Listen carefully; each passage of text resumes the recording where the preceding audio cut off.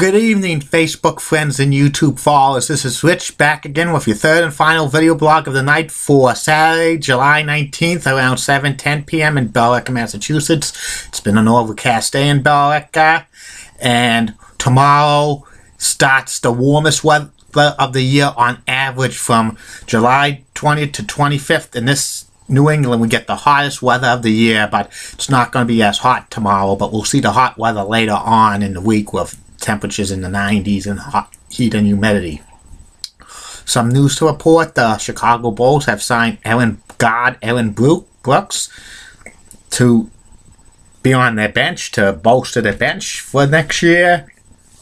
Brooks was an all-star one year, and he's supposed to add depth to the Bulls bench, and the Bulls have been acquiring some good talent, and hopefully Derrick Rose could come back from injury and play for them this year. And if that happens, I think the Bulls might be one of the teams to beat in the NBA's Eastern Conference. We'll wait and see about that.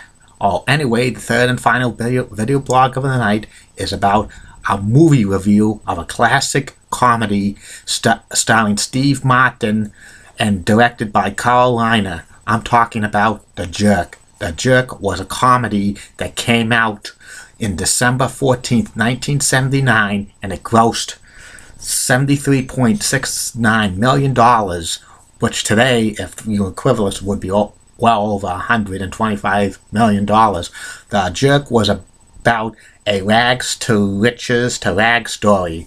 It starred Steve Martin, who played Nathan R. Johnson, who was raised in Mississippi by poor African-American family, which he was left on the doorstep when he was a baby.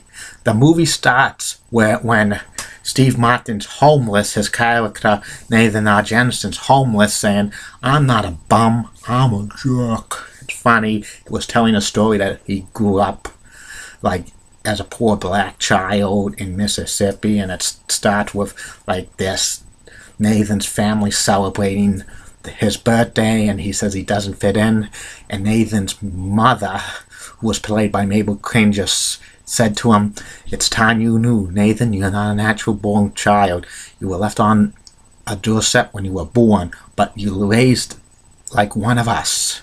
And the whole family comes and consoles him and stuff like that. Then when Nathan's sleeping, he hears music from a radio station in St. Louis, and then he tells like singing to him, and then he shows his grandmother and then his family, and says he tells his mother and father, "If you hear this music, I want to be somebody." And he wanted to leave the house, and then his family and he's going to go to St. Louis, and he hitchhikes to St. Louis by car and stuff like that, and then he's at a motel, and then one time stray dogs come into his room and says, "Woof, woof, what's the matter, boy? What's the matter, boy? Is there drowning? A fire? Yeah, woof, woof." And he says, "Oh, we gotta warn everybody. This dog's saving. That's an amazing set. This dog's a lifesaver. That's going to be your name, Lifesaver." And then the fire department comes, says, folks, alarm, there's no fire. And then was one like small Asian American guy told him, "Don't call that dog Lifesaver, call that dog Shithead." But in the edited version, they had to call him Stupid. And then Nathan arrives at like near St. Louis, and then he gets a job as a gas attendant, and his boss is Harry Artunian, who's played by Jackie Mason, and like he becomes a good like gas attendant, and then he sees a new phone book and he gets excited. "The new phone book's here, the new phone book's here." Harry Artunian gets mad about that, saying, "I don't see somebody with a new book. See this? Many people read the phone books. I want to be somebody. Things are going to start happening for me now." Then a crazed guy played by Emmett Walsh says, "Nathan R. Johnson, a mediocre person, and he's a stalker. He's ready to shoot him." And then there's a customer called Stan Fox, who's a salesman. He's played by Bill Macy, and then he he wants to fix it, but he has problems with glasses, and then Nathan fix the glasses with this, and he has a thing to put them on, like an optigraph. It fits on the bridge of the nose, and Stan Fox promised if they could get this gizmo to invent it, I'll split you 50-50. And then he goes his way, but then Stark comes up and tries to shoot at Nathan, and then he destroys cans by being defective, and Mr. Artunian says, "We don't have a defective can't, we have a defective person. Get out of here." And then Nathan takes the car and then drives away, and he brings his dog with him, and then he goes to the carnival personnel, and he's not carnival personnel, but he gets a job as a carnival as his wait guest to his boss's name's Frosty, who's played by Dick O'Neill. And then after that, he meets his first girlfriend, who's Patty, who's a daredevil. She was played by Kathleen Adams, and then he develops a love relationship, and then he gives you know what to him, and then next thing you know, he has his name is tattooed on Patty's legs, and then more people see that than the phone book. And then a few weeks later, while working, he sees the woman of his dreams, Marie, who's played by Bernadette Peters, and then he falls in love with Bernadette Peters' character, Marie, and then he dumps Patty, and then they fall in love, and then one night in bed, Marie's sleeping, Nathan's gonna say, "You make me so happy, I'm going to propose to you." And then she gets called for a cosmetology assignment, and then once Nathan says, "Will you marry me?" the dog shithead jumps in and says, "Yeah, where's Marie?" The note was all smudged, and then he tries to find Marie and couldn't find her, and then he's kind of a few weeks problems, but then the stalker, who turns into a private detective, says something is important for you. Then he sees Stan Fox again. Stan Fox invented optigraph, and he had the end of his bargain, which was split 50-50. His first check was 250 big ones. Nathan thought it was $250. Then when he filled out the deposit, it says $250,000. His head spinned. He's rich beyond his wild imaginations, and then he collects that and stuff, and then he finds Marie while she's doing a cosmetology project, and one of the old guys who was doing the face, and then once she rips off the face mask, it's Nathan, and she falls back in love with her. "Oh, Nathan, see we that." Then she gets married to him, and then he gets a big mansion with a living butler and so much stuff. He's making money, and then he's spending it. He's giving it to charity and stuff, and it continues with the parties with the friend, but then when there was an interview with Nathan on television, it was interrupted by director Carl Reiner, who said on one of his new movies, the optigraph was like a distraction, and it made him cockeyed in one of his movies when he yelled "cut."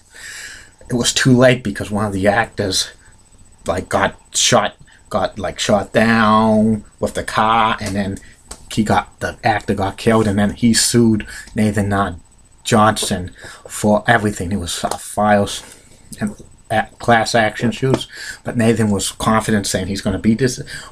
This is America. We're going to get a fair and impartial jury. But Marie says, "I'm afraid of not losing the wealth. I'm afraid of losing the stuff." And then the jury gets heard, the case gets heard, and then the jury files a plaintiff, and then Nathan loses, and then Nathan has to pay every one of those people who buy the optigraph the full amount, which was $1.09. That destroyed his fortune, and then he had been writing out the checks while the movers were repossessing his stuff, and he was getting mad, and Marie was crying. She was all dressed the first time he was met, and she doesn't want wealth or happiness. He wants Nathan to be himself, and then he gets mad, saying, "I don't need this or anything.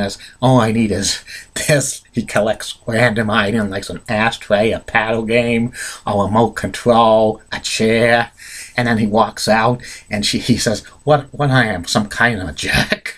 And then he walks, and that's the only things he needs. "And I only need my dog," but the dog is dog I'm stupid, or shithead gets mad. Oh, I don't need my dog. Then he waits for the bus. And then he's like dressed down. He's like, his underwear showing and his pants are down to his like feet. It's very sad. And then he walks away, and then he sees a thermos that he's really wants. He gives the lady all the stuff, so he gets the thermos he wanted. And then at the end of the movie, like, Nathan's family comes and tries to find him, and his family says, "Have you ever heard of Nathan R. Johnson?" "Yeah, I was telling you about these guys, the Inventor of the Ark." "Yeah, it's him." His whole family comes back, and they are dressed in suits and stuff, and nice clothing, and they have a nice car. And Maurice shows up saying, "I called on the night you left." And then he was like smelly, so he had to spend the whole trip back to Mississippi with the dogs. Shit, that's stupid. And his family back in Mississippi, Nathan sent money, and they invested in money, and they made it out pretty good for themselves. That was good. And the end of the movie, they tore down the whole house, but they built a big one similar to it. And that was it. It's one of the most funniest movies I've ever seen. Some good quotes, and this was probably one of the first big movie hits for Steve Martin. And it's been on the air, like on maybe Encore, Stars Movie Channel. I've seen the edited versions many times. I have the movie on DVD and stuff like that. I think in 1984 they made a TV movie called The Jerk 2, but that was not as good as the original Jerk. Steve Martin actually wrote The Jerk 2, which the Jerk 2 was that was the TV movie for a possible pilot for a television series for CBS. But when they showed the TV movie to us to see if it would be a series, it did very bad in the ratings, and it never became a series. I only saw The Jerk 2 once or twice, but the look at it was probably pretty weak, and this was not going to be like a television series. And even if it got picked up by a television series, you know how feature movies become on television series. Very few succeed in this. Even if it did succeed, it'd probably be only maybe a 13-week series. Okay? Well, that's it for tonight. I hope you enjoy these blogs, and I'll be back again for at least 3 to 6 more blogs each day. And you don't know what I'm going to talk about, but I'm going to talk about positive stuff. And don't forget Facebook friends and YouTube followers. If you want anything shout out, just PM me and I'll give you a shout out. I'm not going to give you a shout out if you don't PM me, okay? Have a good night, Facebook friends and YouTube followers.